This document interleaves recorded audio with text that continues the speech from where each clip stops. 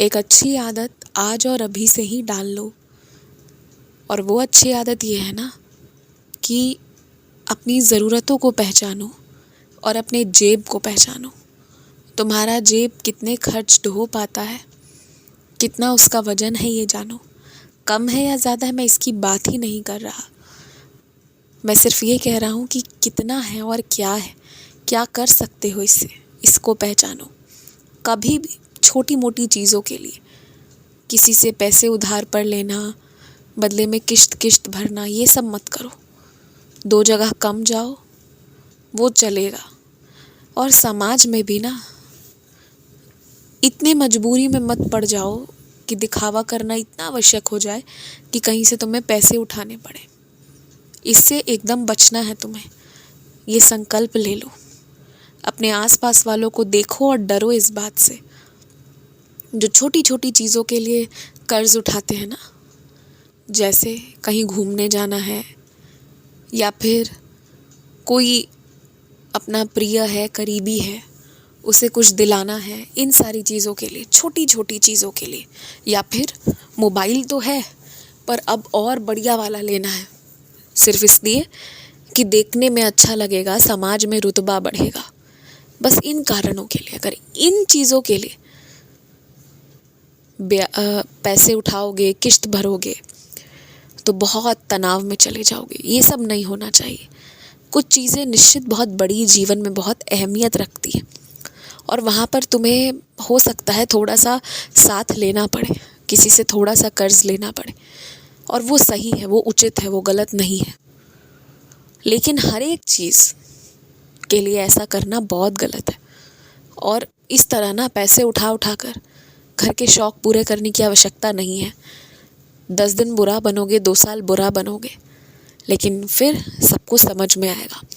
इसलिए अपने जेब की पहचान करो। और मेरी इस बात को ना हल्के में मत लेना।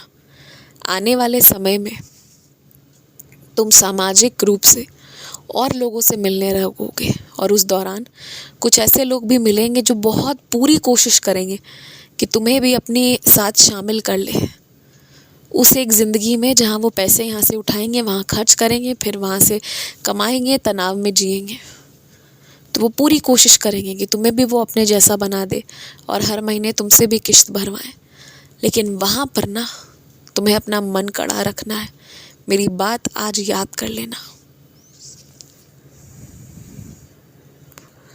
पिछले रात तुमसे खाना तो अच्छा बना था, लेकिन तुम्हारी थोड़ी सी लापरवाही के वजह से या तो तुम्हारा खाना जल जाता है या फिर थोड़ा कम पड़ जाता है। और इस लापरवाही को पता है तुम कैसे दूर कर सकते हो? या तो एक बार इकट्ठे खड़े होकर सारा जब खाना बनता है तभी बनवा लो, या फिर जो खाना बन गया है उसे ही चुपचाप से खाओ। तुम्हें एकदम से मन हो जाता है कि अब कुछ स्वादिष्ट खाना है।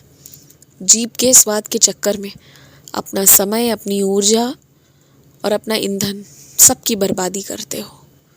तो ऐसा नहीं करना है तुम्हें। और दिन में ही सोच लो कि दिन भर क्या बनेगा, वही बनाओ, वही बनवाओ, जो भी करना है तुमने। लेकिन ये मत रखो कि हर वक्त जीभ को ही स्वाद चाहिए। तीनों वक्त ऐसा नहीं हो सकता। कभी सादा भी खाना पड़ेगा। आदत डालो इस चीज़ की। अच्छा होना है, स्वस्थ होना है, शरीर को फुर्तीला बनाना है, तो ये सब तो करना ही होगा। अच्छी आदत तो डालनी ही होगी, तो वो डाल लो। ये बाज़ार में बिकने वाले रंगीन जूते, चप्पल जो तुम्हें बहुत पसंद आते हैं और अक्सर मन होता है चलते फिरते कि रोको और जाऊं और ख़रीदूं, वो सब खरीदने मत जाना। जो तुम्हारे पैर में नहीं बल्कि तुम्हारे घर पर रहकर घर की शोभा बढ़ाए, उन जूतों चप्पलों का तुम्हारा कोई काम नहीं है वर्तमान में, तो वो मत लेना। और वैसे भी सड़क पर जब भी चलते हो तो पाँव में अच्छे चप्पल होने चाहिए या अच्छे वाले जूते होने चाहिए। जैसा तैसा पहनोगे तो पाँव लड़खड़ाएगा और गिरोगे। तुम्हें नहीं पता कितनी बार तुम गिरते गिरते बचे हो। भयानक से भयानक चीज़ें हो सकती थी पर नहीं हुई, अच्छे चप्पल जूतों के कारण और मेरी कृपा के कारण तो निश्चित ही।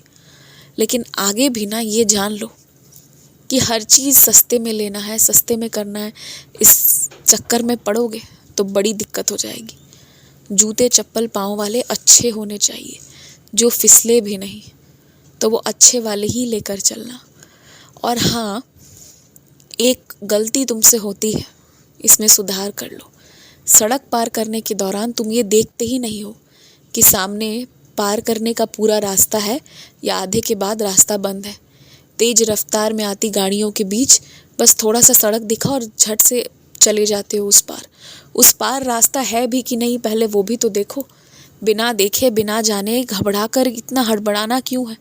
थोड़ा चल लो, 10 रुपए ज़्यादा दे दो, पर अपने जान की बाजी मत लगाओ। और जो ऐसा करता है ना, उसे छोड़ दो वहीं पर। कहो कि तुम भी उस जगह पहुँचो, मैं भी पहुँचूंगा, 5 मिनट देर से ही पहुँचो, पर अपनी सुरक्षा का पूरा ध्यान रखो।